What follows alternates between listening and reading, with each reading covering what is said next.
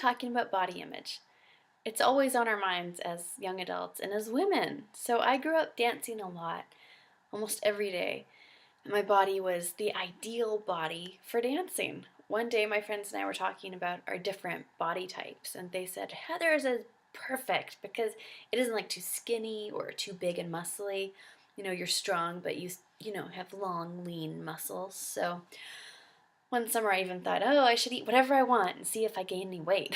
So, anyways, as I moved more into acting, I heard more conversations about diets and losing weight and um, counting calories and not eating carbs. Whereas in dance, we were encouraged to eat. We were dancing so many hours, a day that we needed that energy and lots of food because we were burning it off. So the Christmas before I became pregnant, I weighed 110 pounds. I felt amazing. I felt so good and confident. It was really, really fun. And I remember my friends and I used to make up stories and talk about, when we're pregnant, we will all be pregnant at the same time, and we can go for walks with our kids in the strollers, and we'll only eat like beautiful organic food, and smoothies are perfect. We would imagine stuff like that. And their older sister had been pregnant, and she ate macaroni and cheese from time to time. And we thought, how could you do that? Like, how could she eat, such horrible food? She isn't eating healthy at all. And now I realize that this is not practical. Okay? For example, if you're on a budget and mac and cheese is all that you have, then you have to be realistic. Like, eat the food you need to be eating. Of course, we want to be making healthy choices as often as possible, but sometimes you just need to eat what is available to you. And don't feel bad about that. So I remember going to a friend's house during my pregnancy, and I was so hungry.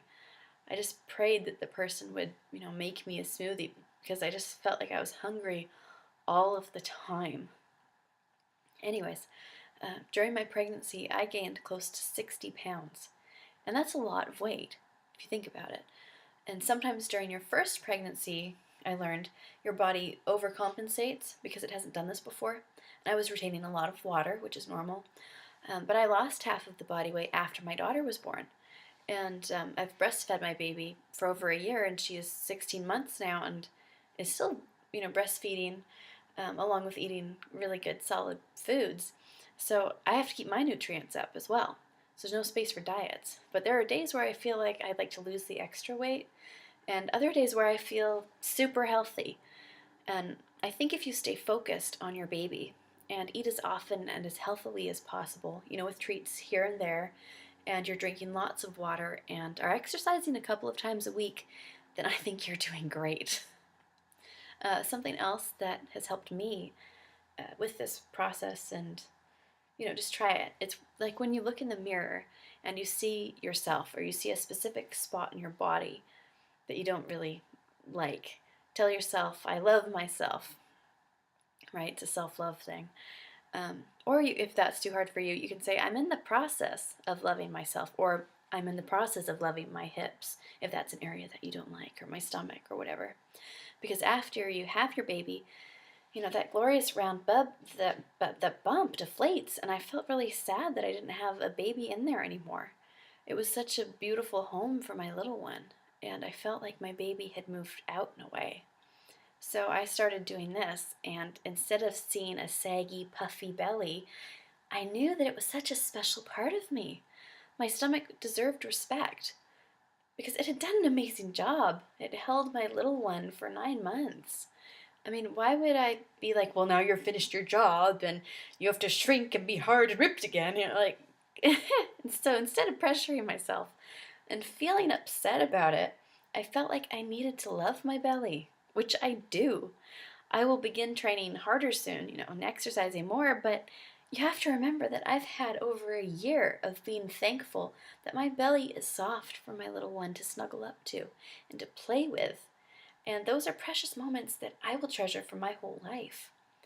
So, when you are content with your body and aren't telling yourself negative thoughts or stories like my body part is whatever or then you can enjoy your body. You can love it and be proud of it. If you can be in love with your body throughout your pregnancy journey, as it grows and transforms, then you can love your body at any time in your life. Start teaching yourself now. Learn how to conquer your body image. You will literally save yourself years of worrying, hiding, covering, and stressing and feeling bad about your body. Cherish your body. There's a quote that said something like, cherish your body and respect it because it's the only home you have. And I thought that was pretty spot on.